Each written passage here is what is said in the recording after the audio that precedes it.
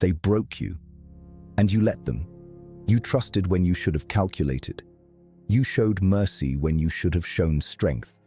You played by rules that were never designed for your victory. But here's what they didn't understand, what they couldn't understand. Every wound they carved into you was a lesson. Every betrayal was a blueprint. Every moment they made you feel powerless was actually forging something they'll never be able to stop. You see, broken men go two ways. Most stay broken. They carry their scars like chains, whining about fairness, waiting for the world to apologize.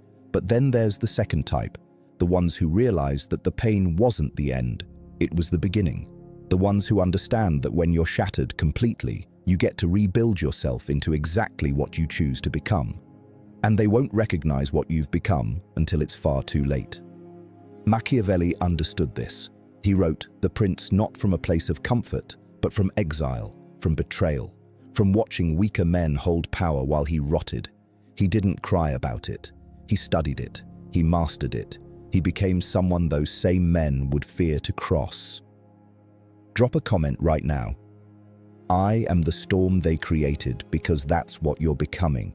Not the victim, not the wounded, the storm itself. Part 2. The Metamorphosis. Let me tell you something about monsters. Society fears them because monsters don't play by the social contract anymore. They don't seek approval. They don't beg for acceptance.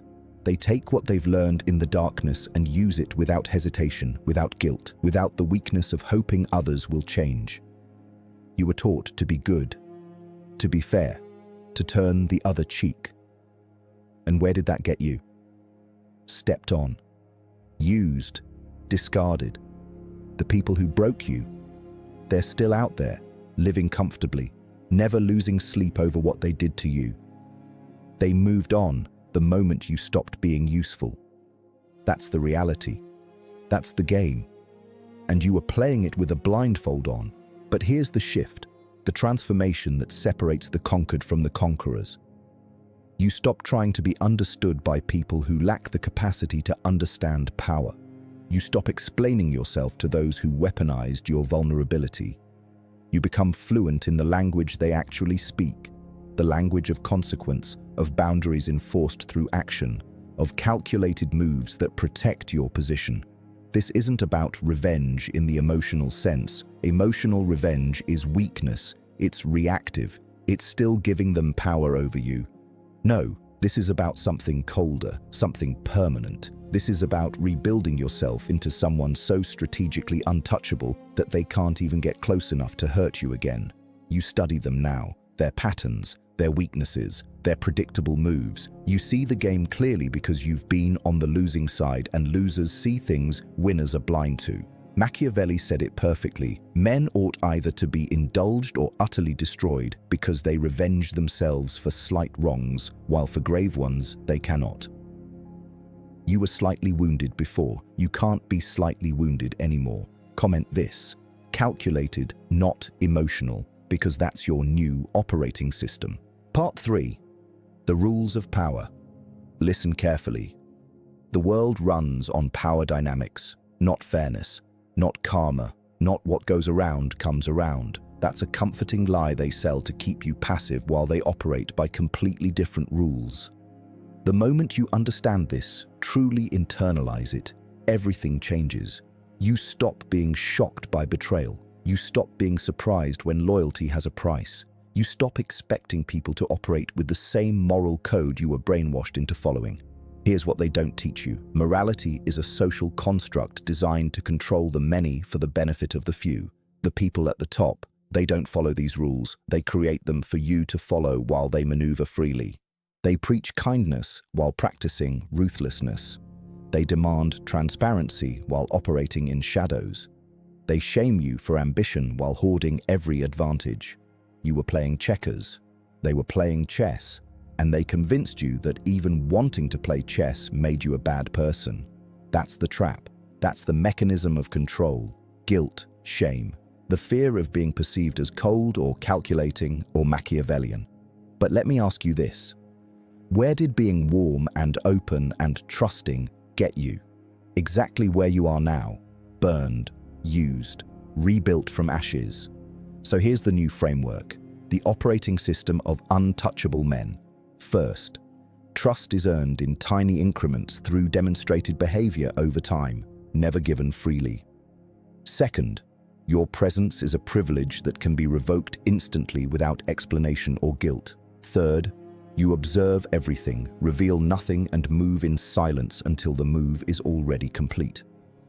Fourth, emotion is private fuel. It drives you internally but never shows externally in ways that create vulnerability.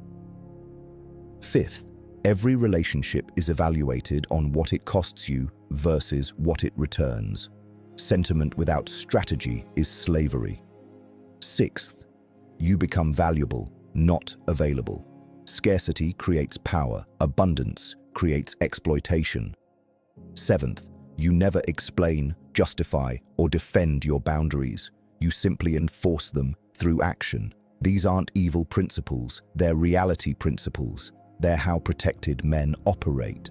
Comment, I choose power over popularity.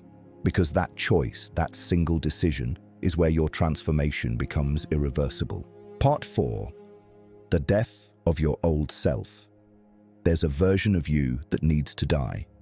And I don't mean that metaphorically. I mean you need to execute that person with the same cold precision a king orders the execution of a traitor. That version of you who apologized for existing, who shrunk himself to make others comfortable, who gave third, fourth, fifth chances to people who didn't deserve the first one, who believed that being a good person meant being a weak person, who thought vulnerability was strength when it was actually just target practice for predators. That version is dead weight. He's the anchor keeping you from becoming what you need to become. And here's the hard truth most men never swallow. You have to grieve him. You have to mourn the death of who you were because transformation isn't comfortable. It's not some motivational Instagram quote that makes you feel good for 30 seconds. It's violent. It's painful. It's watching yourself in the mirror and not recognizing the eyes staring back because they've gone cold in a way that can't be undone. But that coldness, that's not emptiness, that's clarity. That's what happens when you burn away everything that doesn't serve your survival and advancement, when you strip away the social conditioning, the people-pleasing, the desperate need to be liked by people who don't even respect you. What's left is pure function, pure strategy, pure power. Machiavelli understood that the prince who wants to maintain his position must learn how not to be good. Not because goodness is wrong, but because goodness without power is suicide in a world of wolves. You tried being the sheep. You got slaughtered. Now you become the wolf who remembers what it felt like to be prey, and that memory makes you more dangerous than wolves who were born into power because you know the cost of weakness. You've paid it in full. The old you believed people were inherently good. The new you knows people are inherently self-interested, and you build your strategies around that reality instead of wishing it were different. The old you waited for permission. The new you takes position and dares anyone to question it. The old you sought validation. The new you creates value so undeniable that validation becomes irrelevant. The old you reacted. The new you calculates 3 moves ahead and acts only when the outcome is already secured. This isn't becoming heartless, this is becoming protected. There's a difference, and only men who've been broken understand that difference. Drop this in the comments. The weak me is dead because he is. And what rises from those ashes doesn't ask for mercy, it commands respect. Part 5. The art of strategic invisibility. Here's something the broken and rebuilt understand that the naturally privileged never will. Real power doesn't announce itself. It doesn't need to. Amateur power screams, it flexes, it posts. It needs constant validation and recognition because deep down it's insecure about whether it actually exists. But elite power, strategic power, it moves in absolute silence until the move is already complete and irreversible. You've been broken. You know what it's like to be exposed, to have your vulnerabilities mapped and exploited. So now you do the opposite. You become a closed system. You share nothing that can be used against you. You reveal no dreams that can be poisoned. You show no attachments that can be leveraged. You become a mystery even to people who think they know you. This is where Machiavellian strategy becomes your greatest weapon. Let them underestimate you. Let them think you're still the same person they broke. Let them believe you're harmless, defeated, no longer a threat. While they're comfortable in that delusion, you're 10 moves ahead, building resources they don't see, forming alliances they don't know about, developing skills they have no idea you possess. You become the chess player who never reveals his strategy until checkmate is unavoidable. Here's the technique. You master the performance of acceptable normalcy while your real work happens behind a wall they can't even see. You give people the version of you they expect, pleasant enough, functional enough, forgettable enough, while your actual self operates on a completely different frequency. You learn to speak multiple languages. The language of small talk for those who don't matter. The language of strategic value for those who do. The language of power for the rare few who can handle what you've become. And you never ever confuse these languages or waste elite-level communication on people operating at basic levels. You also master something most people are terrible at: reading rooms, reading hierarchies, reading the invisible power structures in every environment you enter. You identify who actually has influence versus who just has titles. You see who controls resources versus who just controls conversations. You recognize which battles matter and which ones are distractions designed to keep you spinning your wheels while others advance. And most importantly, you disappear from the radar of people who drain you. No dramatic exits, no explanations, no closure conversations that give them one last chance to manipulate you. You just fade from their access so smoothly they don't even realize they've been cut off until they need something and discover you're no longer available. This is the art of the strategic ghost. You're not hiding. You're just no longer wasting visibility on people who don't deserve to witness your elevation. You're not being cold. You're being efficient with your energy, your time, your presence. Because men who've been broken and rebuilt understand something crucial. Your attention is your most valuable resource, and you don't owe it to anyone. Comment this phrase: silent moves, loud results, because that's the signature of someone who's transcended the need for external validation and entered the realm of self-determined power. Part 6. The weaponization of knowledge. Now we enter the phase where everything shifts from defense to offense. You've rebuilt yourself, you've gone silent, you've become strategically invisible. But transformation without application is just philosophy, and philosophy without execution is just entertainment. So here's where you become dangerous in the way that actually matters, through knowledge weaponized into strategic action. When they broke you, they taught you something invaluable, exactly how manipulation works. You've seen it from the receiving end. You know the patterns, the love bombing followed by devaluation, the gaslighting that makes you question your own perception, the intermittent reinforcement that keeps you hoping things will go back to how they were, the triangulation that pits you against others, the projection where they accuse you of exactly what they're doing. You lived through the entire playbook. And here's the Machiavellian truth that separates victims from victors. Once you understand the game, you can never be played the same way again. But more than that, you now possess the ability to see these patterns in real time, in everyone, everywhere. You walk into rooms and immediately identify the manipulators, the narcissists, the users, the takers.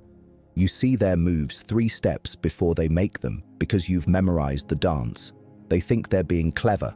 You're watching them run the same tired script you've already mastered. This is your edge. This is the advantage forged in pain that privileged people will never have. They don't know how predators think because they've never been prey. You know both sides of the equation, and that makes you exponentially more dangerous than someone who only knows one. But knowledge alone isn't power. Applied knowledge is power. So you don't just recognize manipulation, you become immune to it. When someone tries to gaslight you, you don't engage in the argument about reality. You just note that they're willing to lie to your face, categorize them accordingly, and adjust your strategy. When someone tries to make you jealous or create competition for your attention, you recognize the tactic, feel nothing, and withdraw your interest entirely because you don't play in manipulative frameworks anymore. When someone tests your boundaries, you don't explain why the boundary exists or negotiate it. You simply enforce it through immediate consequence, and they learn very quickly that you're not the person they can push around anymore. You also learn to use strategic questions instead of statements. Questions expose people while protecting you. What makes you think that's acceptable? Forces them to defend the indefensible. What do you expect to gain from this conversation? Cuts through manipulation and demands they show their cards. Why would I do that? Said calmly, makes them explain their unreasonable request out loud, where it sounds as absurd as it actually is. These aren't aggressive. They're surgical. They place the burden of justification on the other person while you remain calm, controlled, unmoved. This is verbal judo, using their energy against them while expending almost none of your own. And here's the deeper level. You begin to understand that most people are operating from scripts they've never examined. They're not strategic, they're reactive. They're running programs installed by their wounds, their insecurities, their need for validation. Once you see this, once you truly see that most human behavior is predictable pattern repetition, you stop taking things personally. You stop being emotionally affected by people who are just running their damage on autopilot. You rise above the emotional battlefield entirely and operate from pure strategy. You make decisions based on what serves your goals, not what feels good in the moment. You choose relationships based on mutual value exchange, not emotional addiction. You invest time in people who demonstrate consistent character, not just intense chemistry. Leave this in the comments. I see the game now. Because seeing it, truly seeing how it all works, is the moment you stop being a piece on the board and become the player moving the pieces. Part 7. The philosophy of controlled ruthlessness. Let's address what everyone's thinking but nobody wants to say out loud. Yes, you're becoming ruthless. And no, that's not a character flaw. It's a survival adaptation. But here's the critical distinction that separates Machiavellian power from sociopathic chaos. You're not ruthless for entertainment. You're not cruel for the sake of cruelty. You're strategically ruthless, which means every decision is calculated for maximum efficiency with minimum collateral damage to your long-term position. Controlled ruthlessness is the ability to make hard decisions without drowning in guilt about them afterward. It's cutting people off who are net negative to your life without spending 6 months agonizing over whether you're being fair. It's prioritizing your advancement over other people's comfort without apologizing for your ambition. It's saying no without explaining yourself to people who wouldn't accept any explanation anyway. This is where most men fail. They swing too far in one direction or the other. Either they stay weak, endlessly forgiving, perpetually exploited, or they become chaotically aggressive, burning bridges for ego, making enemies unnecessarily, confusing dominance displays with actual power. Both are failures. Both are emotional reactions instead of strategic positions. The Machiavellian path is different. It's cold mathematics applied to human dynamics. You keep people in your life based on a simple equation. What does this relationship cost me in time, energy, emotional bandwidth, and resources versus what does it return in value, growth, opportunities, and genuine reciprocal support? If the equation is negative, the relationship ends. Not with drama, not with explanations, not with hoping they'll change. It just ends, and you reallocate those resources to higher return investments. This sounds cold because it is cold, but coldness isn't the same as cruelty. Cruelty seeks to harm. Coldness simply refuses to be harmed. There's a massive difference, and men who've been broken understand this instinctively because they've experienced actual cruelty and know they're not replicating it, they're just refusing to be its victim again. You also develop what I call selective empathy. This doesn't mean you become heartless. It means you become strategic about where you invest your emotional energy.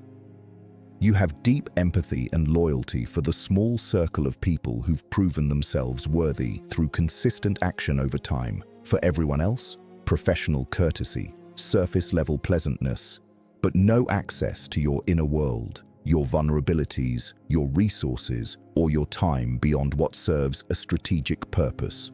Machiavelli wrote, "It is better to be feared than loved if you cannot be both." But here's the nuance modern readers miss. He wasn't advocating for being a tyrant. He was saying that if you must choose between being taken advantage of because people love you versus being respected because people fear the consequences of crossing you, choose respect, choose boundaries, choose the version where you're protected. And in practice, what this actually looks like is this. The people in your inner circle love you because you're loyal, generous, and present for those who've earned it. Everyone else fears you, not because you're aggressive, but because they've learned that you're unmovable when it comes to your boundaries, unmanipulatable when it comes to your decisions, and unforgiving when it comes to betrayal. You don't give second chances to people who showed you exactly who they are the first time. You don't negotiate with manipulators. You don't explain yourself to people who've already demonstrated they'll weaponize anything you share. You simply remove access and move forward without looking back. This is controlled ruthlessness. This is strategic elimination of threats and drains. This is how you build an empire. Whether that empire is a business, a life, or just an unshakable sense of self that nobody can ever take from you again. And here's what's beautiful about this approach. The right people aren't scared off by your boundaries. They respect them. They appreciate that you're a man who knows his worth and protects it. The wrong people, they self-select out of your life the moment they realize they can't exploit you, which saves you years of wasted time and energy. Drop this in the comments. Ruthless with purpose. Because purpose is what separates the strategic from the savage, the powerful from the merely violent, the Machiavellian from the merely broken. Part 8. The Reconstruction of Identity. Here's where we go deeper than tactics and strategy. Here's where we talk about who you actually are now, because the person you were before they broke you, he's gone. And the person you're becoming, he's someone entirely new. Not better, not worse. Just fundamentally different in ways that can't be undone. This is the part nobody talks about in the revenge fantasies and the power podcasts. They talk about winning. They talk about dominating. They talk about showing everyone who doubted you. But they don't talk about the isolation that comes with transformation. They don't talk about looking around and realizing you can't have the same conversations anymore. You can't laugh at the same jokes. You can't tolerate the same surface-level relationships. You've seen too much. You know too much. You've rebuilt yourself at a frequency that most people don't even know exists. And that creates distance. Not because you're better than anyone, but because you're operating in a different reality now. You see the patterns. You see the games. You see the manipulation in conversations that used to seem normal. You see the weakness in behaviors you used to participate in. And once you see it, you can't unsee it. You can't go back to being naive. You can't pretend you don't notice. You can't force yourself to care about things that don't matter when you've been through things that almost destroyed you. This is the loneliness of elevation, and it's real. It's the price you pay for becoming untouchable. Because untouchable doesn't just mean others can't hurt you. It also means they can't reach you. Not really, not at the level where you actually exist now. But here's the reframe that makes this bearable. You're not losing anything real. You're losing illusions. You're losing fake connections that felt like relationships, but were actually just transactional arrangements where you gave more than you got. You're losing people who only liked the version of you that served them. You're losing access to a version of the world that was never actually real. It was just a comfortable lie you believed before reality showed you the truth. And what you gain in exchange? Unshakable self-reliance. The knowledge that you can be broken and still rebuild. The confidence that comes from knowing you don't need anyone to complete you because you've already survived the worst and come out stronger. The clarity of knowing exactly who you are, what you stand for, and what you will and won't tolerate. This is identity reconstruction. This is building yourself from the foundation up with intention, instead of just accepting whatever personality formed through unconscious social conditioning. You decide your values now, not based on what you were taught, not based on what's popular, not based on what gets you liked, based on what's actually true, what actually works, what actually protects you and advances your position. And yes, some of those values will make people uncomfortable. Your boundaries will offend people who benefited from you having none. Your standards will alienate people who can't meet them. Your silence will frustrate people who are used to you explaining yourself. Your absence will anger people who took your presence for granted. Good. Let them be uncomfortable. Let them be offended. Let them be frustrated and angry. Their emotions about your transformation are not your responsibility. You are not obligated to stay small so others can feel comfortable. You are not required to stay broken so they don't have to face what they did to you. You are not responsible for managing the feelings of people who didn't care about yours when they were using you. This is where masculine stoicism becomes your armor. You feel everything: the anger, the grief, the loneliness, the cold satisfaction of becoming powerful, but you process it internally. You use it as fuel. You don't perform it for an audience.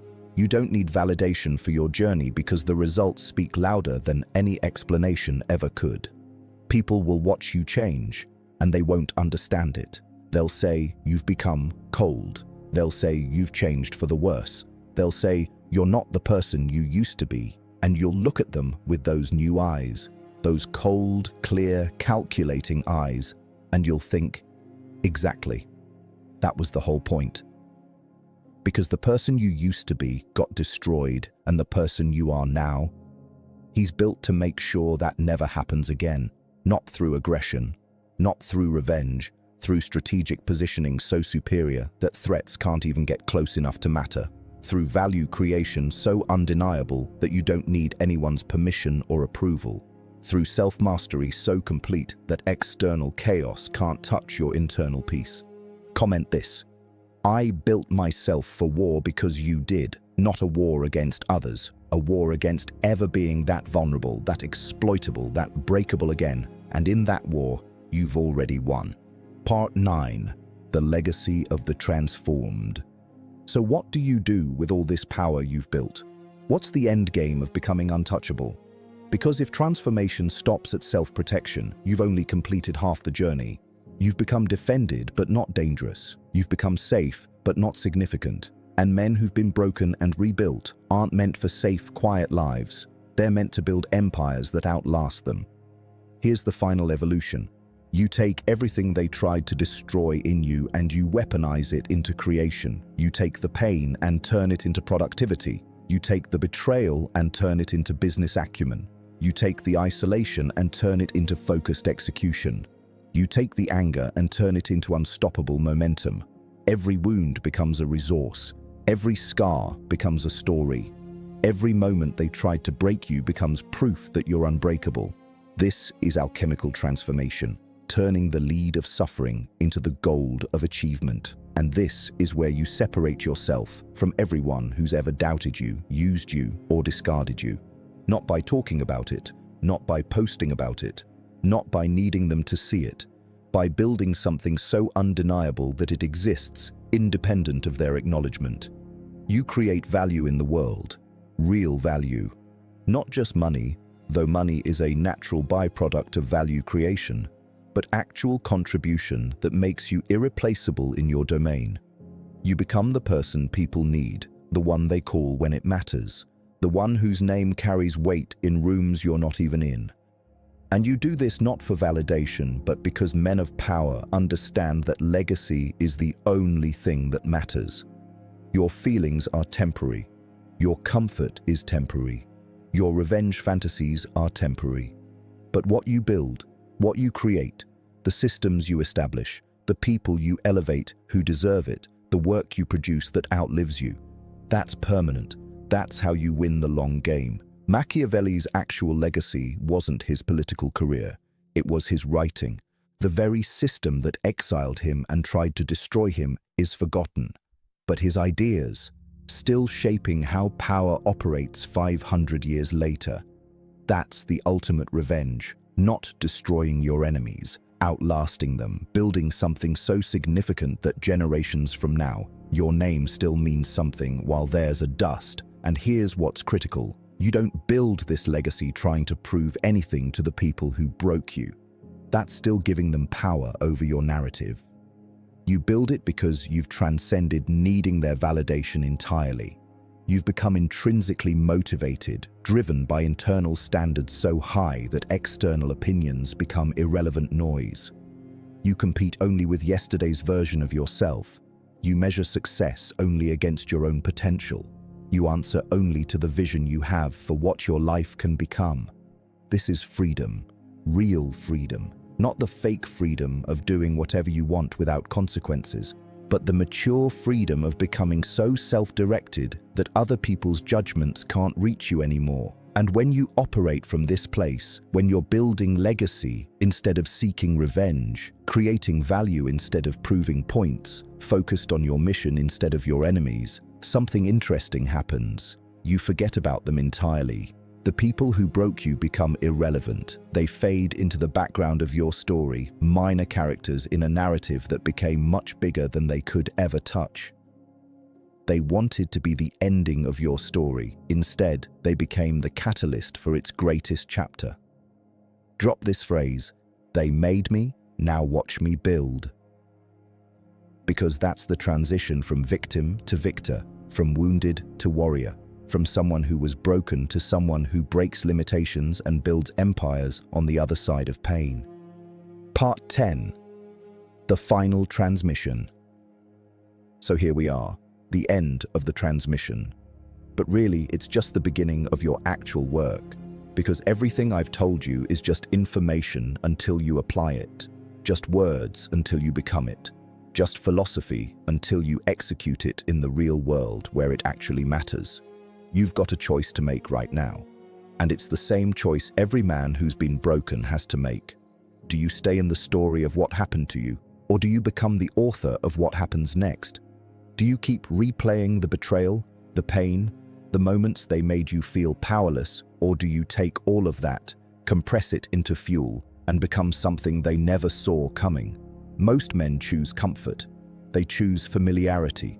They choose the known pain of staying broken over the unknown challenge of rebuilding. And that's fine. That's their path. But you're still here.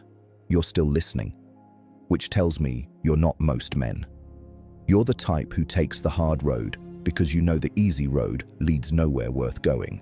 You're the type who'd rather be feared and respected than liked and used. You're the type who understands that power isn't given, it's taken through relentless self-development and strategic positioning.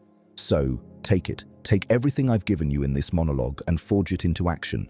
Become the silent operator, become the strategic ghost, become the man who reads the room, controls the frame, and moves 3 steps ahead while everyone else is still reacting to what already happened. Become untouchable, not through aggression, but through excellence. Not through cruelty, but through standards so high that weak people self-eliminate from your life. Not through revenge, but through building something so powerful that your success becomes the only response they'll ever get. And remember this is critical. They don't get to see the transformation. They don't get progress updates. They don't get explanations. They just wake up one day, 5 years from now, and realize you're operating at a level they can't even comprehend. And by then, you won't even remember their names because you'll be too busy building your empire, protecting your peace, and living at a frequency where their existence doesn't register anymore. That's the Machiavellian revenge, not destruction, transcendence. They broke you once. You became the monster they created. But that monster, he doesn't destroy, he builds, he dominates, he wins, not just once, not just against them, but consistently, strategically, permanently. You are the storm they created, and storms don't apologize. They don't explain. They just move with unstoppable force, reshaping everything in their path. Leave one final comment. The transformation is complete. Now, if this resonated with you, If you felt this in your core, hit that like button. Subscribe to Machiavellian Mind because we're just getting started on this journey to untouchable power. And turn on those notifications so you never miss the next transmission. The weak stay broken, the strong rebuild. But the Machiavellian, we become legends. Welcome to the other side.